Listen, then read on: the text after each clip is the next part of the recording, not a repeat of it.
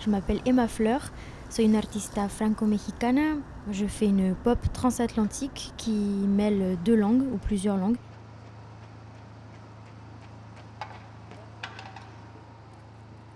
Sa double origine, ça la constitue. Ça crée une tension transatlantique entre ses origines mexicaines, ses origines françaises, et ça fabrique quelque chose de très riche, varié.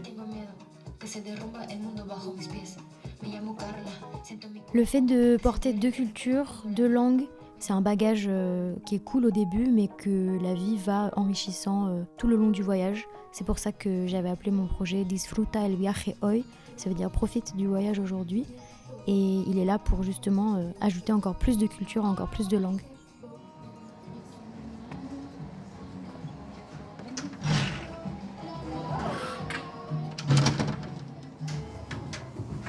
Oh la main!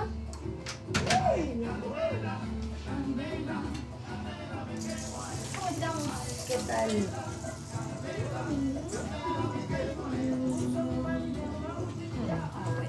J'accepte.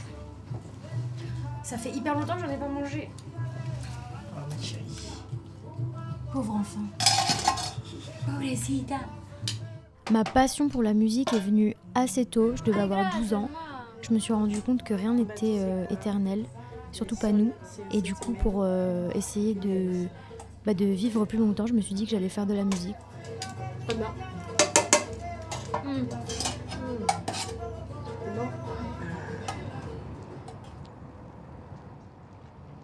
Ma famille occupe une place centrale dans ma carrière, dans le sens où ils sont le moteur principal de cette avancée. C'est les premiers et les premières à me faire des retours sincères, et ça n'a pas de prix. Quand elle me sollicite pour l'accompagner, ou dans son processus créatif, ou dans son développement, ça peut prendre deux chemins. Pour le processus créatif, moi je suis très mauvais musicien, je joue un peu des percussions, mais j'écris surtout. Donc on travaille surtout sur le sujet de l'écriture.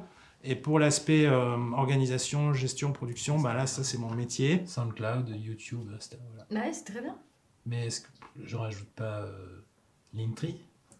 Ah bah si, le mieux c'est de mettre d'ailleurs Linktree et après on vous a prémâché le boulot, vous avez tous les liens.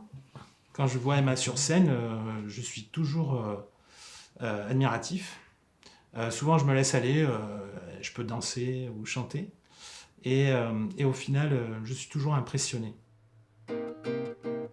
También digo yes, yes, y siempre digo sí, sí, y parfois digo oui, oui, para estar contigo, contigo, contigo, oui, oui, et digo. En général, pour alimenter mon processus de création, j'essaie d'utiliser la joie et la motivation pour essayer de bien me lancer dans l'écriture et dans la composition. La joie, c'est ce qu'il y a de plus important. Le bonheur, c'est un peu éphémère, je trouve. Par contre, la joie, c'est un truc que j'arrive un peu à contrôler et j'essaie de le mettre en place à chaque fois. Es tu risa, es tu luz.